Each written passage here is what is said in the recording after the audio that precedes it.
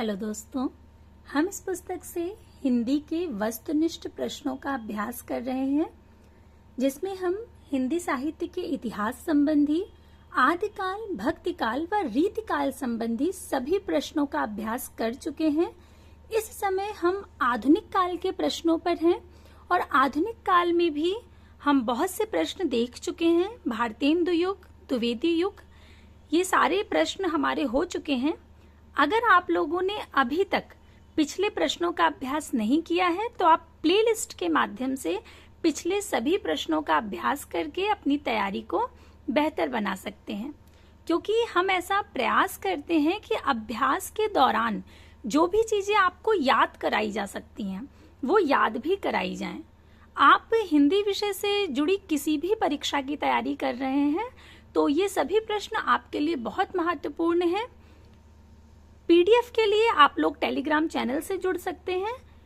Telegram channel और playlist दोनों का लिंक आपको डिस्क्रिप्शन बॉक्स में मिल जाएगा, वहां से जाकर के आप देख सकते हैं। अब हम जहां तक प्रश्नों को देख चुके थे उसके आगे प्रश्नों की शुरुआत करेंगे। हमने प्रश्न संख्या 301 तक देख लिया था। अब है प्रश्न संख्या 302। निराला की काव्य कृतियों से संबंधित कौन सा कथन सही नहीं है, पूछा गया है। सबसे पहली बात, आप हमेशा प्रश्न को बहुत ध्यान से पढ़िए, क्योंकि बहुत बार हम ध्यान नहीं देते हैं कि उसमें नहीं है लिखा हुआ है और हम गलत जो होता है उस पर सही का निशान लगाकर आ जाते हैं। तो ये चीज आपको सबसे पहले ध्यान रखनी है कि आप हर प्रश्न को बहुत ध्यान से पढ़ेंगे। तो निराला की काव्य कृतियों से संबंधित कौन सा कथन सही नहीं है, पूछा गया है। एक एक कथन को ध्यान से देखिए। पहला है कि अनामिका में संग्रहित अधिकांश रचनाएं उत्कृष्ट भाव व्यंजना तथा कलात्मक प्रवणता की द्योतक है। बिल्कुल सही बात है। उनका अनामिका काव्य संग्रह ही है जिसमें राम की शक्ति पूजा संग्रहित है। कल ही हम लोग इस पर चर्चा कर रहे थे, तो ये कथन बिल्कुल सही है। अगला है सरोज स्मृति हिंदी का श्रेष्ठ शोक गीत है। ये भी बिल्कुल सही है। सरोज स्मृति हम सभी ने पढ़ा है और सरोज स्मृति जैसा शोक गीत नहीं मिलता है, वो हिंदी का श्रेष्ठ शोक गीत माना जाता है। अगला है राम की शक्ति पूजा में कवि का पौरुष और ओज चरमोत्कर्ष के साथ अभिव्यक्त हुआ है। ये भी बिल्कुल सही है। राम की शक्ति पूजा जब आप पढ़ेंगे तो इस चीज का आपको एहसास हुआ ही होगा, क्योंकि हम सभी ने राम की शक्ति पूजा पढ़ी है, क्योंकि वो बहुत से पाठ्यक्रम में लगी हुई है और इसके अतिरिक्त बीए और एमए में भी मिलती है, तो उसके पाठ्यक्रम में भी है। तो जब आपने पढ़ा होगा तो वास्तव में वो पौरुष और ओज का चरमोत्कर्ष ही है, उसकी ही अभिव्यक्ति हुई है। तो ये भी बिल्कुल सही है। अगला है कि तुलसीदास में चिंतन की अपेक्षा कथा विस्तार अधिक है। तो ऐसा नहीं है, उनकी जो तुलसीदास उनका जो काव्य है उसमें ये चीज बिल्कुल भी नहीं है, जबकि चिंतन अधिक है, कथा विस्तार कम। इसलिए ये गलत है इसलिए सही है, क्योंकि इसमें गलत ही पूछा गया है। गलत कथन पर ही सही का निशान लगाना है, इसलिए विकल्प डी बिल्कुल सही होगा। अगला है, पहले इसकी व्याख्या देख लेते हैं। तुलसीदास, निराला की कविता तुलसीदास में तुलसी का प्रथम अध्ययन, पश्चात पूर्व संस्कारों का उदय, प्रकृति दर्शन और जिज्ञासा, नारी से मोह, मानसिक संघर्ष और अंत में नारी द्वारा ही विजय आदि वे मनोवैज्ञानिक समस्याएं हैं जिन्हें लेकर कवि ने कथा को विस्तार दिया है। यहाँ रहस्यवाद से संबंध रखने वाली भावना प्रणाली विश्लेषण करना कवि का इष्ट रहा है, इसलिए यह कहना तर्क संगत नहीं है कि तुलसीदास में चिंतन की अपेक्षा कथा विस्तार अधिक है। अगर आप लोगों ने तुलसीदास पढ़ा है तो बिल्कुल सच बात है, उसमें आपको चिंतन देखने को मिलेगा, न कि कथा विस्तार। तो ये जो कथन है ये बिल्कुल गलत है। अगला प्रश्न है, यदि श्रद्धा और मनु अर्थात मनन के सहयोग से मानवता का विकास रूपक है तो भी बड़ा ही भावमय और श्लाघ्य है। कामायनी की कथा सृष्टि के विषय में यह विचार किसका है? तो ये बात कही है जयशंकर प्रसाद जी ने। विकल्प सी बिल्कुल सही होगा। अन्य विकल्प है नंद दुलारे वाजपेयी, मुक्ति बोधवा, अज्ञे। कामायनी चूंकि महाकाव्य है और बहुत महत्वपूर्ण है, इसलिए कामायनी पर अलग अलग विद्वानों के अलग अलग मत हैं। अधिकांश विद्वानों ने उस पर अपने विचार रखे हैं। तो ये जो विचार है ये जयशंकर प्रसाद जी का है। इसके अतिरिक्त भी बहुत से महत्वपूर्ण कथन हैं जो कामायनी के विषय में कहे गए हैं और पूछे भी जाते हैं परीक्षा में, तो आपको पता होने चाहिए। नंद दुलारे वाजपेयी जी ने कहा है कि कामायनी नए युग का प्रतिनिधि काव्य है। वहीं मुक्तिबोध कहते हैं कि कामायनी एक फैंटेसी है। सुमित्रानंदन पंत ने कहा कि कामायनी ताजमहल के समान है। ध्यान रखिएगा, कामायनी को ताजमहल के समान किसने कहा है? तो सुमित्रानंदन पंत जी ने। कामायनी आधुनिक छायावादी युग का सर्वोत्तम हिंदी महाकाव्य है। प्रसाद जी की यह अंतिम रचना 1935 ईस्वी में लिखी गई। चिंता से लेकर आनंद तक इस महाकाव्य में 15 सर्ग हैं। ये जो 15 सर्ग हैं हम पहले भी पढ़ चुके हैं और आपको बताया था कि बहुत महत्वपूर्ण है। ये जो 15 सर्ग हैं कामायनी के, इनका क्रम बहुत महत्वपूर्ण है। आपको क्रम बिल्कुल रटा हुआ होना चाहिए।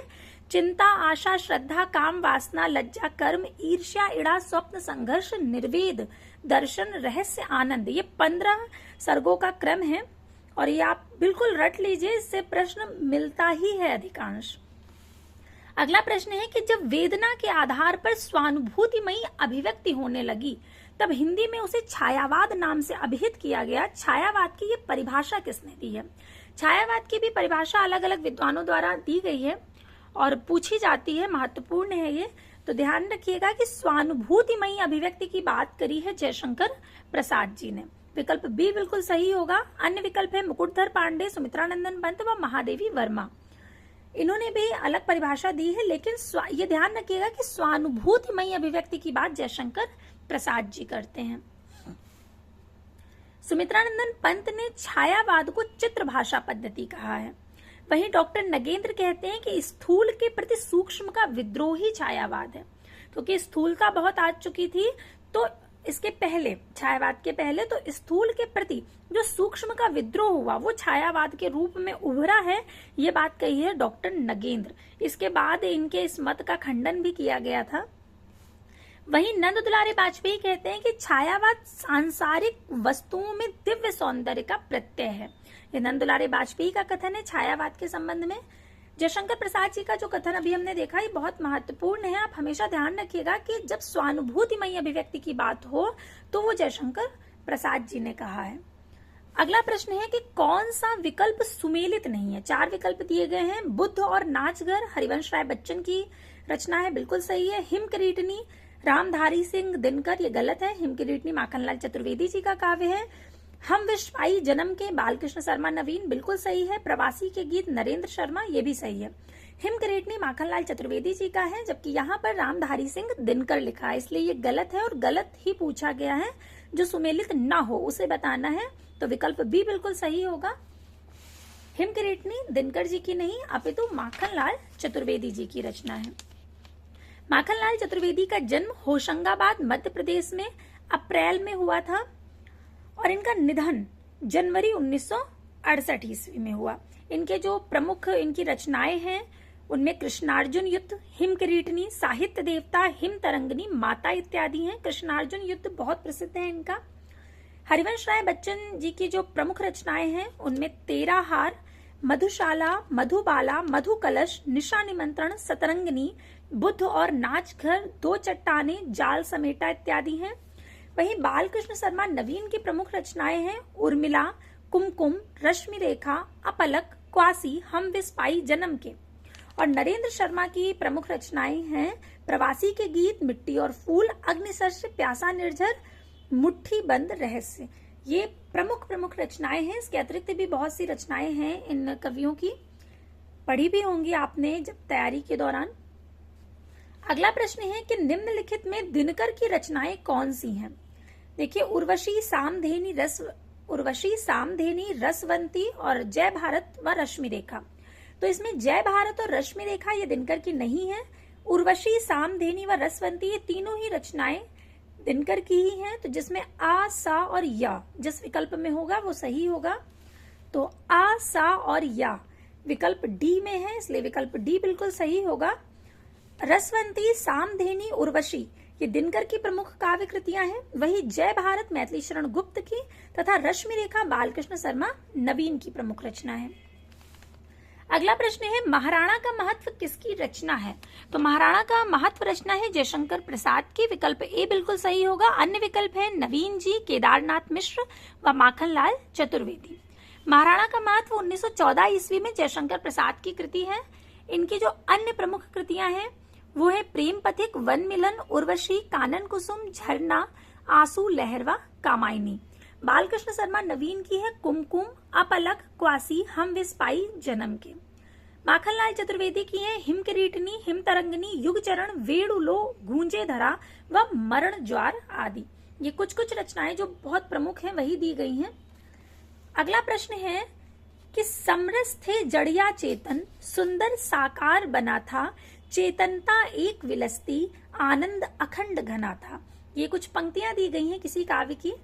अगर आपने अध्ययन किया है कामायनी का तो आप तुरंत पहचान गए होंगे कि ये कामायनी के आनंद सर्ग की पंक्तियां हैं। समरस थे जड़िया चेतन, सुंदर साकार बना था, चेतनता एक विलसती, आनंद अखंड घना था। ये बहुत प्रसिद्ध पंक्तियां हैं। ये जयशंकर प्रसाद जी की हैं और ये कामायनी के आनंद सर्ग की हैं। और कामायनी कब प्रकाशित हुआ था? तो कामायनी प्रकाशित हुआ है 1935 ईस्वी में। कामायनी में कितने सर्ग हैं? 15 सर्ग हैं। उन सर्गों का क्रम चिंता, आशा, श्रद्धा, काम, वासना, लज्जा, कर्म, ईर्ष्या, इड़ा, स्वप्न, संघर्ष, निर्वेद, दर्शन, रहस्य, आनंद। ये बार बार इसलिए बोला जाता है क्योंकि सुन सुनकर आपको याद हो जाए। बहुत बार आपने देखा होगा कुछ चीजें हम कभी पढ़ते नहीं हैं, कभी लिखते नहीं हैं, बस सुनते सुनते हमें याद हो जाती हैं। तो अगर आप अभ्यास के दौरान चीजों को ध्यान से बार बार सुन भी रहे हैं तो वो आपको रट जाएंगी और आपको पता भी नहीं लगेगा। इसलिए ध्यान से सुनना ये भी बहुत महत्वपूर्ण है। कामायनी की अन्य प्रसिद्ध जो पंक्तियां हैं, चेतन का साक्षी मानो हो निर्विकार हंसता सा, मानस के मधुर मिलन में गहरे गहरे धसता सा, ये आनंद सर्ग की हैं। त्रिलोचन शास्त्री की जो काव्य रचनाएं हैं वो धरती, दिगंत, ताप के ताए हुए दिन, अर्घान आदि। जयशंकर प्रसाद की प्रमुख काव्य रचनाएं शोकोच्छ्वास, कानन कुसुम, झरना, लहर, कामायनी आदि हैं। अगला प्रश्न है उसमें भी कुछ पंक्तियां दी गई हैं, बहुत महत्वपूर्ण पंक्तियां हैं कि हम दीवानों की क्या हस्ती है, आज यहाँ कल वहां चले, मस्ती का आलम साथ चला, हम धूल उड़ाते जहां चले। ये पूरी पंक्ति है। ये पंक्ति किसकी है? तो ये पंक्ति है भगवती चरण वर्मा जी की। विकल्प डी बिल्कुल सही होगा। अन्य विकल्प है रघुवीर सहाय, जयशंकर प्रसाद व अज्ञे।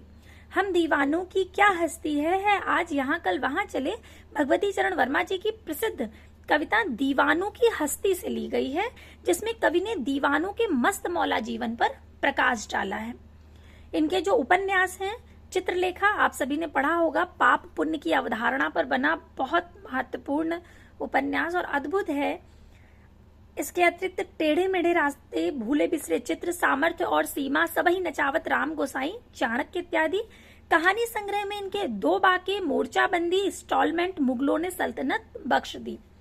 और नाटक है इनके वसीहत, रुपया तुम्हें खा गया और सबसे बड़ा आदमी। ये भगवती चरण वर्मा के कहानी नाटक है सबसे बड़ा आदमी, रुपया तुम्हें खा गया और वसीहत। रघुवीर सहाय की जो काव्य रचनाएं हैं उनमें सीढ़ियों पर धूप में, आत्महत्या के विरुद्ध, हंसो हंसो जल्दी हंसो और एक समय था, ये हैं रघुवीर सहाय के। अज्ञे के काव्य हैं भग्नदूत, चिंता, इत्यलम, इंद्रधनुष, रौंदे हुए आंगन के पार द्वार आदि। वहीं भगवती चरण वर्मा की काव्य रचनाएं हैं मधुकर्ण, प्रेम संगीत, मानव, रंगों से मोह आदि। ध्यान रखिएगा ये कुछ महत्वपूर्ण रचनाएं ही दी गई हैं। इसके अतिरिक्त भी बहुत सी रचनाएं हैं भगवती चरण वर्मा जी की भी, अज्ञे की भी, रघुवीर सहाय जी की भी, सभी की। अगला प्रश्न है कि निराला जी द्वारा रचित कविता खंडहर के प्रति निम्न में से किस प्रकार की कविता है? तो निराला की जो खंडहर के प्रति है वो एक संबोधन गीत है। विकल्प सी बिल्कुल सही होगा। इसके अतिरिक्त प्रेम गीत, रौद्र रूपी कविता या व्यंग गीत, तो ये संबोधन गीत है, इसलिए विकल्प सी बिल्कुल सही होगा। निराला की प्रमुख रचनाएं हैं अनामिका, परिमल, गीतिका, गीत गुंज, सांध्य काकली, जूही की कली, पंचवटी प्रसंग, सरोज स्मृति, राम की शक्ति पूजा, तुलसीदास व तुकुरमुत्ता। निराला को हिंदी में मुक्त छंद का प्रवर्तक माना जाता है। कुछ आलोचक मुक्त छंद को रबर या केचुआ छंद भी कहते हैं। अगला प्रश्न है कि चित्राधार किस कवि की कृति है? ध्यान रखिएगा, ये हम पहले भी चर्चा कर चुके हैं पिछली क्लास में, जब हम जयशंकर प्रसाद जी के विषय में पढ़ रहे थे कि चित्राधार जयशंकर प्रसाद जी की उन कविताओं का संग्रह जो कि वो ब्रज भाषा में लिखा करते थे, उसे उन्होंने चित्राधार नाम से प्रकाशित कराया था। तो विकल्प ए बिल्कुल सही होगा, जयशंकर प्रसाद। इसके अतिरिक्त जो 3 विकल्प हैं वो सुमित्रानंदन पंत, सोहनलाल द्विवेदी व रामकुमार वर्मा जी। चित्राधार में जयशंकर प्रसाद की ब्रज भाषा में रचित कविताएं संकलित हैं। ब्रज की कविताएं प्रसाद कलाधर नाम से लिखते थे। ये भी बहुत महत्वपूर्ण बात है कि पहले तो कलाधर उपनाम किसका था, तो जयशंकर प्रसाद का था। और कलाधर उपनाम से वो कौन सी रचनाएं करते थे, तो जो रचनाएं वो ब्रज भाषा में लिखते थे उन्हें वे कलाधर उपनाम से प्रकाशित करवाते थे। ये चीज ध्यान रखिएगा। इनका खड़ी बोली में पहला काव्य संग्रह कानन कुसुम और अंतिम रचना जो है वो कामायनी है। प्रसाद की अन्य रचनाएं हैं प्रेम पथिक, उर्वशी, वन मिलन, कानन कुसुम, करुणालय, महाराणा का महत्व, झरना, आंसू लहर, कामायनी आदि। इसमें ध्यान रखिएगा, प्रेम पथिक जो रचना है इसमें बहुत बार हम भ्रमित हो जाते हैं, क्योंकि भारतेंदु हरिश्चंद्र की इस तरह से मिलती जुलती बहुत सारी रचनाएं हैं। तो जब प्रेम पथिक आता है और विकल्प में मान लीजिए भारतेंदु हरिश्चंद्र भी है और जयशंकर प्रसाद भी है, तो बहुत बार हम भारतेंदु हरिश्चंद्र लगाते हैं। लेकिन आपको ध्यान रखना है कि प्रेम पथिक जो रचना है वो जयशंकर प्रसाद जी की है। बहुत मिलती जुलती है, नाम बहुत मिलते जुलते हैं उनकी रचनाओं से, इसलिए ऐसा होता है। सुमित्रानंदन पंत की जो रचनाएं हैं वो वीणा, ग्रंथि, गुंजन, युगांत, युगवाणी, ग्राम्या, लोकायतन, चिदम्बरा आदि हैं। सुमित्रानंदन पंत जी की जो रचनाएं हैं उन्हें मुख्यतः 4 चरणों में 4 भागों में विभाजित किया गया है, जो कि हमने पढ़ा था पिछली क्लास में। अगला प्रश्न है कि छायावाद बड़ी सहृदता के साथ प्रभाव साम्य पर ही विशेष लक्ष्य रखकर चला है। छायावाद के संबंध में ये कथन किसका है, तो ये कथन है आचार्य रामचंद्र शुक्ल जी का। विकल्प ए बिल्कुल सही होगा। अन्य विकल्प है नंद दुलारे वाजपेयी, हजारी प्रसाद द्विवेदी और डॉक्टर शांतिप्रिय द्विवेदी। छायावाद के संबंध में ये कथन किसका है, शुक्ल जी का है। नंद दुलारे वाजपेयी जी ने छायावाद के संबंध में कहा कि मानव अथवा प्रकृति के सूक्ष्म किंतु व्यक्त सौंदर्य में आध्यात्मिक छाया का भान मेरे विचार से छायावाद की सर्वमान्य व्याख्या हो सकती है। ध्यान रखिएगा, आध्यात्मिक छाया की बात किसने करी है, नंद दुलारे वाजपेयी ने। जैसे कि अभी हमने देखा था कि स्वानुभूतिमयी अभिव्यक्ति की बात कौन करता है, जयशंकर प्रसाद। ये आपसे इसलिए बार बार कह रही हूँ क्योंकि कई बार प्रश्न ऐसे भी पूछा जाता है कि छायावाद के विषय में आध्यात्मिक छाया का भान ये विचार किसने रखा है, तो नंद दुलारे वाजपेयी जी ने। और वहीं आत्मानुभूति अभिव्यक्ति किसने कही है, तो वो कही है जयशंकर प्रसाद जी ने। आचार्य शांतिप्रिय द्विवेदी ने कामायनी को छायावाद का उपनिषद माना है। ये भी अति महत्वपूर्ण प्रश्न है कि छायावाद का, पहले तो प्रश्न इस तरह से भी बनता है कि छायावाद का उपनिषद किसे कहा जाता है, तो कामायनी को कहा जाता है। और किसने कहा है, तो शांतिप्रिय द्विवेदी जी ने कहा है। अगला प्रश्न है, शैशव के सुंदर प्रभात का मैंने नव विकास देखा, यौवन की मादक लाली में जीवन का हुलास देखा। ये पंक्तियां किसके द्वारा लिखी गई हैं, हरिवंश राय बच्चन जी, विद्यापति कोकिल, भगवती चरण वर्मा या सुभद्रा कुमारी चौहान। तो ये सुभद्रा कुमारी चौहान जी की है। विकल्प डी बिल्कुल सही होगा। सुभद्रा कुमारी चौहान की प्रसिद्ध कविता झांसी की रानी है। सुभद्रा कुमारी चौहान राष्ट्रीय चेतना की एक सजग कवित्री हैं। हरिवंश राय बच्चन प्रेम और मस्ती के कवि कहे जाते हैं। इनका प्रसिद्ध काव्य है मधुशाला, मधुबाला, मधुकलश आदि। भगवती चरण वर्मा का प्रसिद्ध कविता संग्रह मधुकर्ण, प्रेम संगीत, मानव, एक दिन आदि हैं। वहीं विद्यापति की रचना है पदावली। इसमें भी देखिए एक रचना है जिसमें बहुत बार हम भ्रमित हो जाते हैं, जैसे पंचवटी और पंचवटी प्रसंग में भ्रम हो जाता है कि पंचवटी किसकी है और पंचवटी प्रसंग किसकी है। इसी तरह से ये रचना है मधुकर्ण। मधुकर्ण किसकी रचना है, तो आप ध्यान रखिएगा क्योंकि हरिवंश राय बच्चन ने इससे मिलते जुलते नाम की रचनाएं करी हैं। देखिए मधुबाला, मधुशाला, मधुकलश, इसलिए मधुकर्ण में बहुत बार भ्रमित हो जाते हैं हम लोग। लेकिन ध्यान रखिएगा कि मधुकर्ण किसकी है, तो ये है भगवती चरण वर्मा जी की। ये भगवती चरण वर्मा जी की रचना है। आपको याद होगा पंचवटी प्रसंग किसकी और पंचवटी किसकी रचना है, पिछली क्लास में आपको याद कराया गया था। मधुकर्ण, तो इसको आप ऐसे याद रख सकते हैं कि मधु का कण भगवती के चरणों में पड़ा है। मधु का कण, मधु का एक छोटा सा कण है जो कि कहाँ पड़ा हुआ है, भगवती के चरणों में पड़ा है। इससे आप कभी नहीं भूलेंगे कि मधु कण रचना भगवती चरण वर्मा जी की है। और इसके अतिरिक्त ये मधुशाला, मधुबाला, मधुकलश इत्यादि हरिवंश राय बच्चन जी की हैं, जिनकी जो मधुशाला है वो तो बहुत प्रसिद्ध है। अगला प्रश्न है कि पंत की रचनाओं में वीणा और पल्लव दोनों में अंग्रेजी कविताओं से लिए हुए भाव और अंग्रेजी भाषा के लाक्षणिक प्रयोग मिलते हैं। यह कथन किसका है? नगेंद्र जी का, रामविलास शर्मा जी का, रामचंद्र शुक्ल जी का या डॉक्टर बच्चन सिंह का? तो ये कथन है रामचंद्र शुक्ल जी का। विकल्प बी बिल्कुल सही होगा। पंत जी के विषय में ये बात कही है आचार्य रामचंद्र शुक्ल जी ने। आचार्य रामचंद्र शुक्ल जी ने अपनी पुस्तक हिंदी साहित्य का इतिहास, जो कि 1929 ईस्वी में प्रकाशित हुई थी, इसके बारे में हम बहुत विस्तार से पढ़ चुके हैं। इसका एक अलग से भी वीडियो बनाया था, एक अलग से क्लास ली थी हिंदी साहित्य का इतिहास, जो उनकी पुस्तक है शुक्ल जी की, उस पर, क्योंकि ये एक बहुत महत्वपूर्ण पुस्तक है। आप इसे हिंदी साहित्य का धर्म ग्रंथ कह सकते हैं, क्योंकि ये बहुत प्रामाणिक मानी जाती है और इससे ही तथ्यों को अधिकांशतः लिया जाता है। हिंदी साहित्य का इतिहास, जो कि 1929 में शुक्ल जी की प्रकाशित हुई थी, इसकी एक बहुत महत्वपूर्ण बात यह है कि इसे पहले भूमिका के तौर पर लिखा गया था, बाद में शुक्ल जी ने इसे पुस्तक के रूप में प्रकाशित कराया था। तो उसी में पंत जी के विषय में उन्होंने ये बात लिखी है। इनकी जो प्रारंभिक कविताएं वीणा में, जिसमें हृतंत्री के तार भी संग्रहित हैं, उन्हें देखने पर गीतांजलि का प्रभाव कुछ लक्षित अवश्य होता है, पर साथ ही आगे चलकर प्रवर्धित चित्रमयी भाषा के उपयुक्त रमणीय कल्पना का जगह जगह बहुत ही प्रचुर आभास मिलता है। पंत जी की पहली प्रौढ़ रचना कौन सी है? तो पल्लव है। डॉक्टर नगेंद्र पंत जी के मार्क्सवादी दर्शन को चिंतन के स्तर पर स्वीकार करते हैं। डॉक्टर बच्चन सिंह ने अपनी पुस्तक हिंदी साहित्य का दूसरा इतिहास, ये भी अति महत्वपूर्ण पुस्तक है और इस पर भी अलग से क्लास ली गई है। हिंदी साहित्य का दूसरा इतिहास, जो कि डॉक्टर बच्चन सिंह की है, 1996 ईस्वी में प्रकाशित हुई थी। और अगर आप हिंदी विषय से जुड़े हुए किसी भी परीक्षा की तैयारी कर रहे हैं तो आपको ये पुस्तक पढ़नी भी चाहिए। इसमें उन्होंने पंत के बारे में लिखा है कि पंत की शिकायत है कि आलोचक उनके पूर्ववर्ती काव्य को सहानुभूतिपूर्ण ढंग से देखते हैं, तो परवर्ती काव्य को उपेक्षा की दृष्टि से। बहुत महत्वपूर्ण कथन है, जो कि बच्चन सिंह की पुस्तक हिंदी साहित्य का दूसरा इतिहास से लिया गया है। अगला प्रश्न है, निम्नलिखित में से एक रचना राष्ट्रीय सांस्कृतिक धारा की नहीं है। हम विश्वाई जन्म के, सूत की माला, विसर्जन या प्रभात फेरी? तो विकल्प सी बिल्कुल सही होगा, प्रभात फेरी।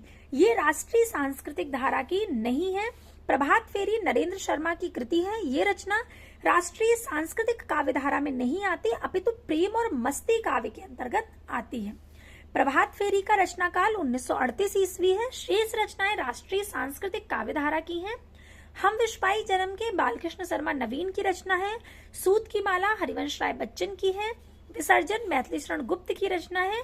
विसर्जन शीर्षक से मैथिली शरण की नाट्य कृति है, जबकि उदय शंकर भट्ट की काव्य कृति का शीर्षक भी विसर्जन है। ये एक सी है, तो ध्यान रखिएगा कि जो मैथिली शरण गुप्त जी की है वो नाट्य कृति है और वहीं उदय शंकर भट्ट जी की जो है वो एक काव्य कृति है और शीर्षक दोनों का एक ही है, विसर्जन।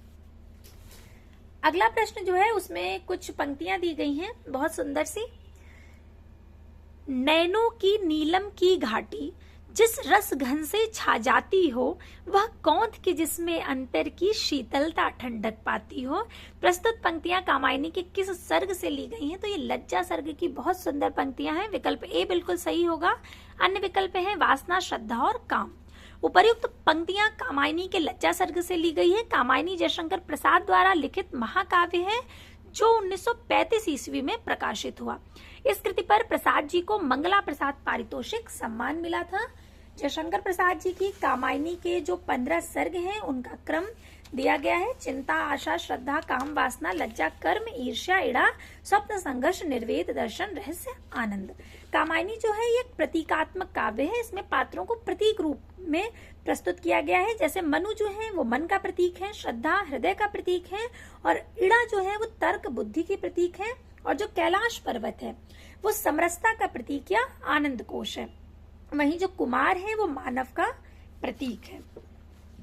अगला प्रश्न है कि आचार्य रामचंद्र शुक्ल के अनुसार छायावाद में प्राप्त होने वाली प्रतीक शैली पर किस साहित्य का प्रभाव है? तो फ्रांसीसी का प्रभाव है, विकल्प बी बिल्कुल सही होगा। अन्य विकल्प है अंग्रेजी, बंगला व फारसी।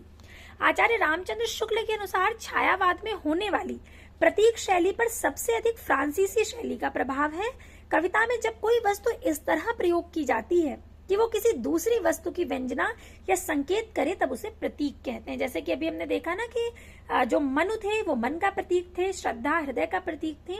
इसी तरह से जब हम पद्मावत हमने जायसी का पढ़ा था तो उसमें भी हमने देखा था, उसमें भी जायसी ने प्रतीक रूप में प्रस्तुत किया है। तो इसी तरह से यहाँ पे पूछा गया है कि सूफी काव्य फारसी शैली में लिखा गया है तथा सभी सूफी बेशरा संप्रदाय के थे। ये भी ध्यान रखिएगा कि सभी सूफी किस संप्रदाय से संबंध रखते थे, तो बेशरा संप्रदाय से। अगला प्रश्न है, हिंदी में मुक्त छंद के प्रवर्तक कवि कौन है?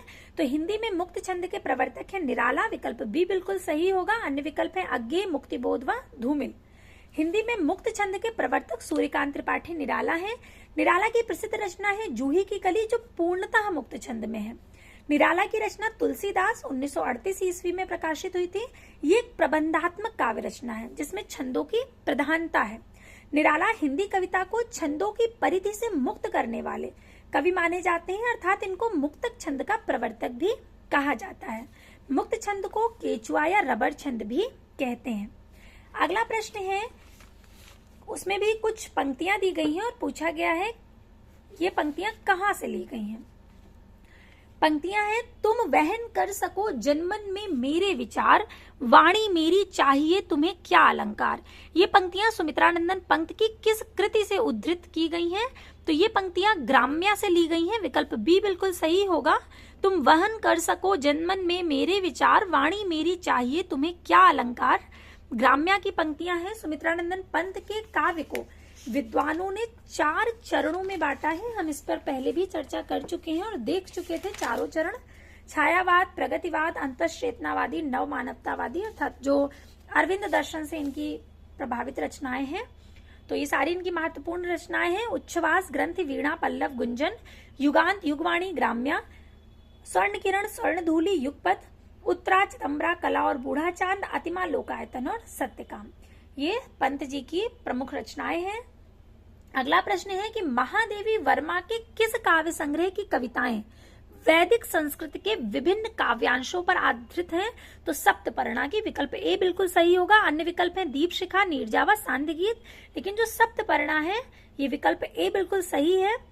इसमें वैदिक संस्कृत के विभिन्न काव्यांशों पर इसे लिया गया है। सप्तपर्णा पर महादेवी जी ने अपनी सांस्कृतिक चेतना के सहारे वेद, रामायण, थेर गाथा, अश्वघोष, कालिदास, भवभूति और जयदेव की कृतियों से तादात्म्य स्थापित करके 39 चयनित महत्वपूर्ण अंशों का हिंदी काव्यानुवाद प्रस्तुत किया है। महादेवी वर्मा जी की जो प्रमुख काव्य कृतियां हैं वो है निहार, रश्मि, नीरजा, सांध्य गीत, यामा, दीपशिखा व सप्तपर्णा।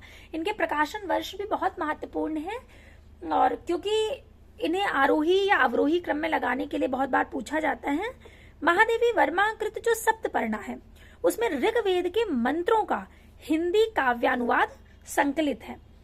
महादेवी वर्मा कृत यामा में उनके निहार, रश्मि, नीरजा और सांध्य गीत के महत्वपूर्ण गीतों का संकलन किया गया है। यामा काव्य संग्रह पर महादेवी वर्मा को 1982 ईस्वी का भारतीय ज्ञानपीठ पुरस्कार प्राप्त हुआ था। तो ये भी ध्यान रखिएगा, बहुत महत्वपूर्ण प्रश्न है कि कब मिला उन्हें ज्ञानपीठ पुरस्कार? तो 1982 ईस्वी में। अगला प्रश्न है कि छायावाद का व्यक्ति स्वातंत्र सामंती मर्यादाओं के विरुद्ध बहुत बड़ा कदम था। छायावाद का जो व्यक्ति स्वातंत्र था वो सामंती मर्यादाओं के विरुद्ध बहुत बड़ा कदम था। छायावाद संबंधी ये अभिमत कथन इनमें से किस आलोचक का है? तो ये है डॉक्टर नामवर सिंह का, विकल्प सी बिल्कुल सही होगा। अन्य विकल्प हैं आचार्य रामचंद्र शुक्ल, नंद दुलारे वाजपेयी व नगेंद्र। छायावाद का व्यक्ति स्वातंत्र सामंती मर्यादाओं के विरुद्ध बड़ा कदम था, ये डॉक्टर नामवर सिंह ने कहा। वहीं छायावाद स्थूल के प्रति सूक्ष्म का विद्रोह है, ये बात कही है डॉक्टर नगेंद्र ने। आपको बताया था कि इसका विरोध भी हुआ था, यानी इनके इस कथन का खंडन भी किया गया था तो ये बहुत महत्वपूर्ण है और पूछा जाता है। वहीं नंद दुलारे बाजपेयी जी ने कहा कि मानव अथवा प्रकृति के सूक्ष्म किंतु व्यक्त सौंदर्य में आध्यात्मिक छाया का भान मेरे विचार से छायावाद की सर्वमान्य व्याख्या हो सकती है। तो आध्यात्मिक छाया की बात करते हैं डॉक्टर नंद दुलारे बाजपेयी जी। निम्नलिखित में से कौन सा काव्य संग्रह नरेंद्र शर्मा का नहीं है? कर्णफूल, प्रवासी के गीत, शूल फूल या अपराजिता? तो इनमें से जो विकल्प डी है अपराजिता, अपराजिता उनका नरेंद्र शर्मा जी का नहीं है। अपराजिता रामेश्वर शुक्ल अंचल जी का है। अपराजिता काव्य संग्रह नरेंद्र शर्मा का नहीं है। अपराजिता काव्य कृति के रचनाकार रामेश्वर शुक्ल अंचल जी हैं। इनका जन्म मई 1915 ईस्वी और निधन हुआ था अक्टूबर 1996 ईस्वी में। अपराजिता जो है इनका प्रबंध काव्य है, ये भी ध्यान रखिएगा। उल्का, चढ़ती धूप, शीलजयी ये इनकी प्रमुख रचनाएं हैं। तो अभी हमने प्रश्न संख्या 322 तक देख लिया है। अब अगला प्रश्न 323 यहाँ से हम अगली क्लास में देखेंगे। यहाँ से प्रश्नों का अभ्यास हम अगली क्लास में करेंगे। तो तब तक के लिए धन्यवाद।